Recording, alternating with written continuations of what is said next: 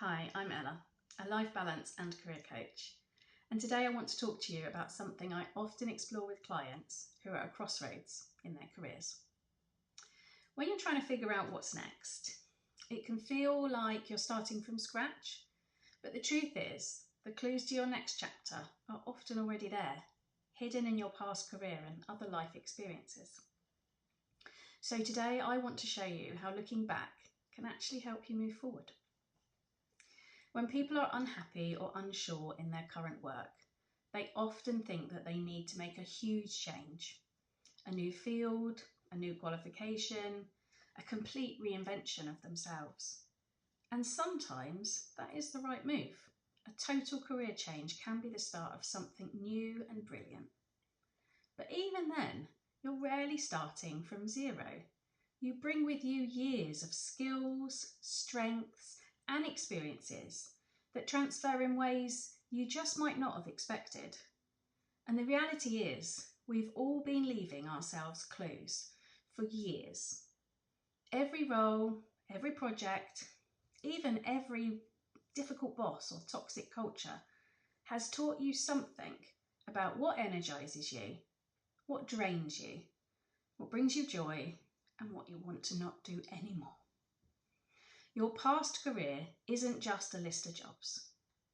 It's a story. And like any story, there are patterns, themes, and lessons waiting to be uncovered. So to get started, grab yourself a notebook or a piece of paper and write down all the jobs you've had and any big roles in your life. For instance, if you've had a career break, then parenting, travelling, maybe a caring role that you've had.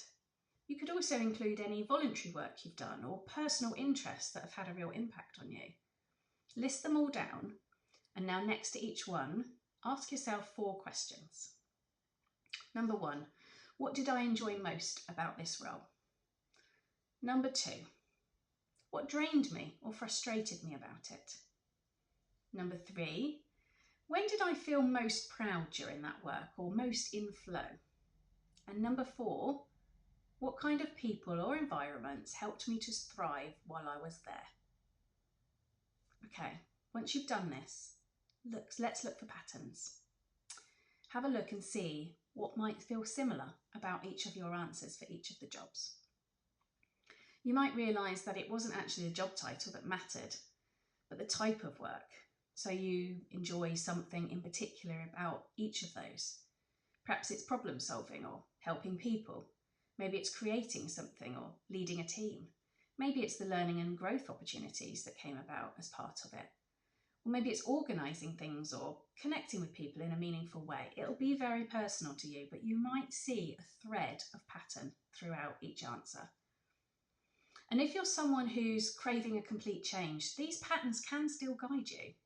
They show you which parts of yourself you want to carry forward and which you're ready to leave behind. I once worked with a client who thought she needed to retrain completely because she felt bored and stuck. When we looked back, we realised that what she actually loved in every past job was helping people and supporting them, sort of training and developing them and helping to simplify complex ideas and then communicate those to them.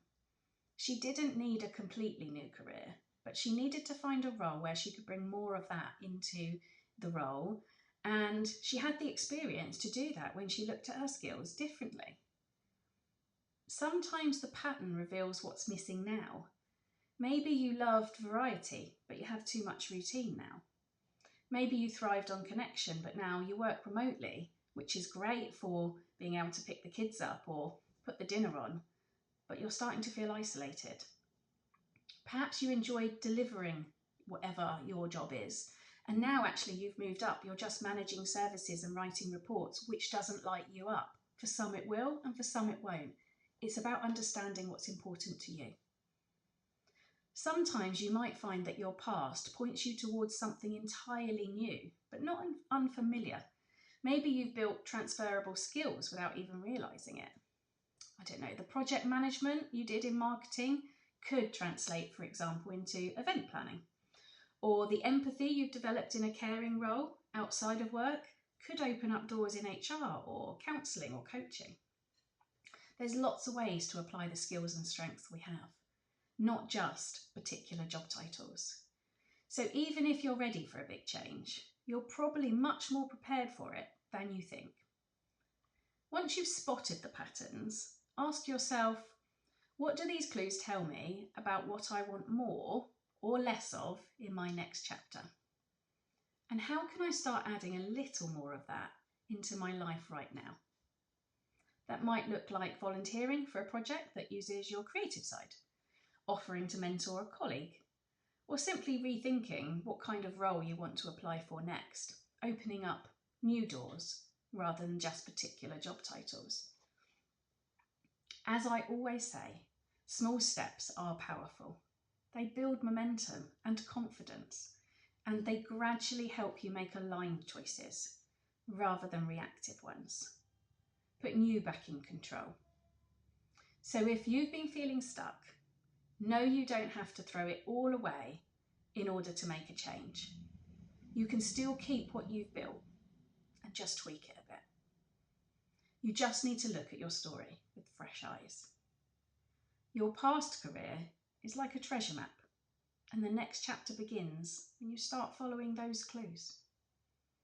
And remember, whether you want to make a few shifts or start with fresh energy entirely, your experience will still count.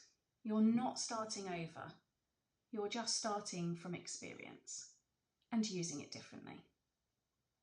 If you'd like help uncovering patterns and figuring out your next move, that's exactly the kind of work I do with clients in my career coaching. You can find all the details of my coaching sessions and my Dandelion Journey programme, which is a 3-month coaching programme, on my website, and the links are below this. And make sure you subscribe to my channel, because next week I'll be talking about the balance myth and why trying to do it all is often what stops us from feeling fulfilled in the first place. See you then.